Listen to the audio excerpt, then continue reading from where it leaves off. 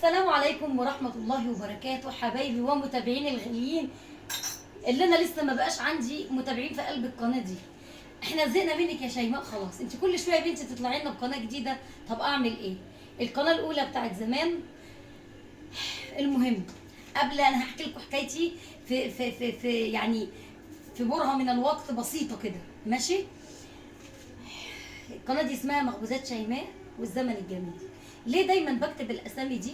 انا اسمي شيماء السبكي. معاكم في اليوتيوب بقالي 6 سنين. اللي يعرفني من زمان، كان عندي قناه زمان اسمها مطبخ ومخبوزات شيماء وروايح زمان، وبسمي القنوات بتاعتي كده عشان انا فعلا عايشه بده، عايشه بالذكريات، عايشه بزمان، عايشه بروح زمان، بطبخات زمان ووصفات سهله وسريعه. حتى الخبز بتاعي او المخبوزات كلها سهله وسريعه للي كان عارفني ومتابعني. عاوزه الفيديو ده بالله عليكم يلف في كل مكان عشان نقدر ان احنا نكبر القناه دي، لان القناه كان في عندي طبعا مطبخ ومخبوزات شيماء وروايح زمان. دي كان من 5 أو 6 سنين، بعتها لظروف كانت صعبه جدا جدا فوق ما عقلكم يتخيل، ومش ندمانه. فتحت بعد واحده بعدها اسمها مخبوزات شيماء وفلاحين مصر، وهتلاقوا الاسامي كلها مشتركه ببعضها. بعتها برضو لظروف، يعني هي حاجه خاصه بي انا فبعتها. تمام ماشي. فتحت واحده تانية من شهر وشويه، من شهر واسبوع، كانت اسمها مخبوزات شيماء بتاع زمان برضو.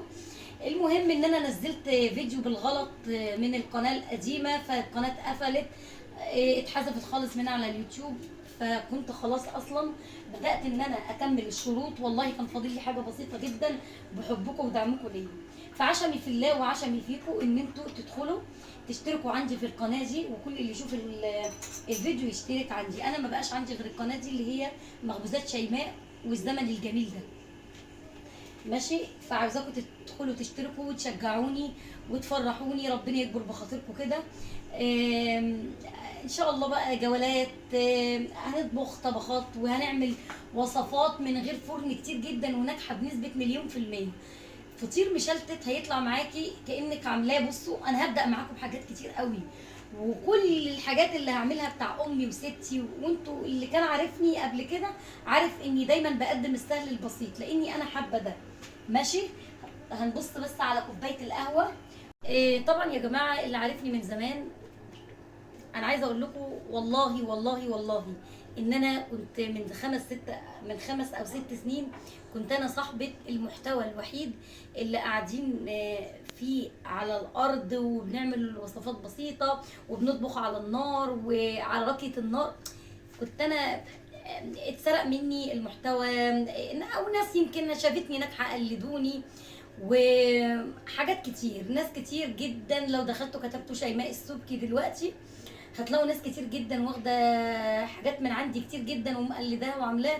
بس هو ربنا سبحانه وتعالى هو اللي بيحبب فيكي خلقه، وهو اللي يعني هو جاعل لك حاجه كده من عنده، ان كل اللي يشوفك يحبك. فاللهم لك الحمد والشكر يا رب. عايزاكم تشتركوا وتتابعوني، بالله عليكم بالله عليكم اشتركوا في القناه دي، وان شاء الله ربنا يجعلها فتحه خير عليا ويرزق كل من كان يا رب، وكل من كان قصد باب كريم. القهوه معموله على السبرتايه، مش عشان تصوير ولا عشان حاجه، لا، عشان انا فعلا بحب كل ما هو قديم ونادر.